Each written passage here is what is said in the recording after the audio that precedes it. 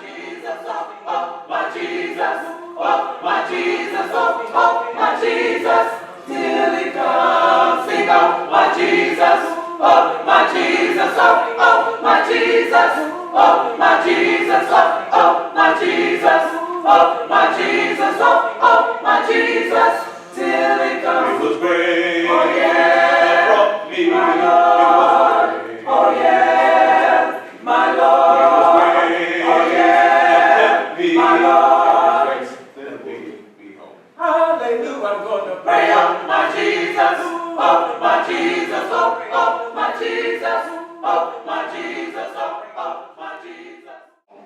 The Dodgers by Sonny Robinson. I heard the end of racial segregation in the professional baseball that had relegated black players to the Negro League since the 1880s. Jackie Robinson was the first black television activist in Major League Baseball and the first black vice president of major American corporations. He was included into the Baseball Hall of Fame in 1962.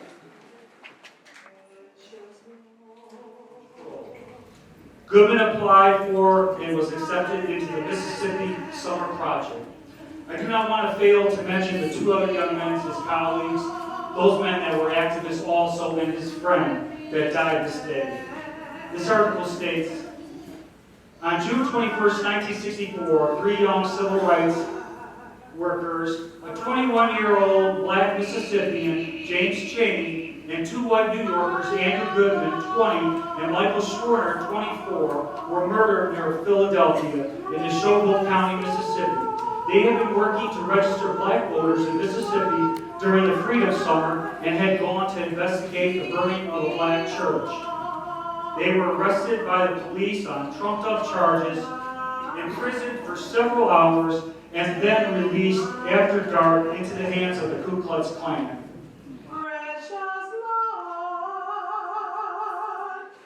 I traveled through my home state, encouraging poor African Americans to register to vote.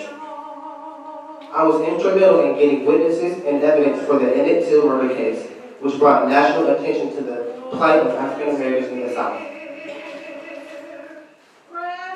Sadly, my life was cut short on the morning of June 12, 1963. I was shot and killed in my driveway by a white supremacist. I was buried with full military honors at Arlington National Cemetery. My murder and the resulting trials inspired several civil rights protests, as well as numerous works or arts, music, and films. My legacy will live forever through my wife and 3 children, and also through the college that was built in my name in 1969 in Brooklyn, New York. As I leave here today, I want you all to remember, you can kill a man, but you can't kill an idea. Thank you.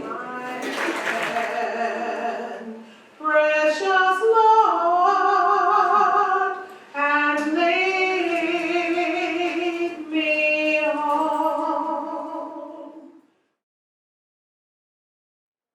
But shoot, I was 60 years old trying to start over again in life. But I saw advertisement saying contractors. They needed contractors. They called it that time. They didn't call them United States Post Office drivers, carriers, or rural carriers. They called them star carriers. So I put in my bid along with 12 other white folks half my age. Remember, I was 60, so they was 30. We had 2 things to do. We had to put in a bid, and we also had to hitch up a stagecoach.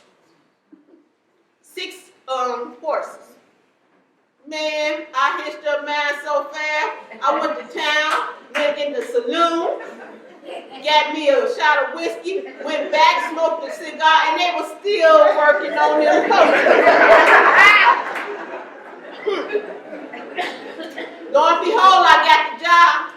I worked for the United States government for 11 years, was the first black woman to ever carry mail.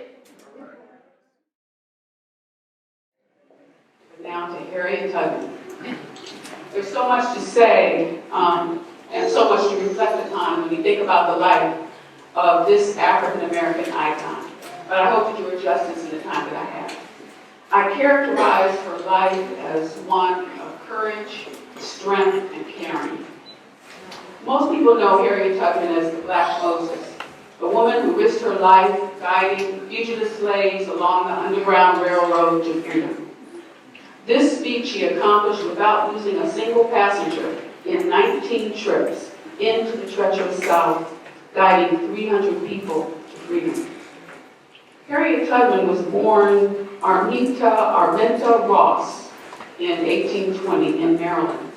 She later took her mother's name, Harriet, to throw off people who were pursuing her. In 1856, the bounty on her was $40,000. I don't know what that would be in today's time. Maybe it'd be $1 million, I don't know. I reviewed an interview that Al Sharpton did about Harriet Tubman, and he pointed out the impact that she had on our people at the time. She was a beacon of hope and possibility as to what could be for them. Maybe they didn't have to settle for being slaves because this little woman was out there bringing people to freedom. The escape route to freedom varied. Sometimes they walked, sometimes she dressed them up as freed slaves and bribed railroad conductors so that they could ride a train. Sedatives were given to children to keep them quiet in dangerous times. She was a very inventive, creative woman.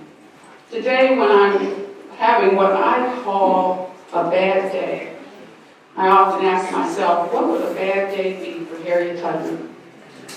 A woman of such courage, strength, and caring, a devout woman who felt she had a direct relationship with God and called on Him regularly.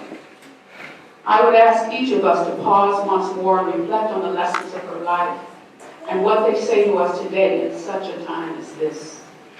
We need to hold fast to our freedom and to bring others along with us. We need to honor family and encourage them to be brave and take positive risks towards the achievement of their dreams. We need to go beyond our perceived limitations and make good things happen for ourselves and others. And we need to take a stand for what we think is right. Harriet Tubman, the Harriet Tubmans of today need to show the courage, the strength, and the caring of this woman who lived almost 200 years ago and whose life lessons are still showing us the way to freedom.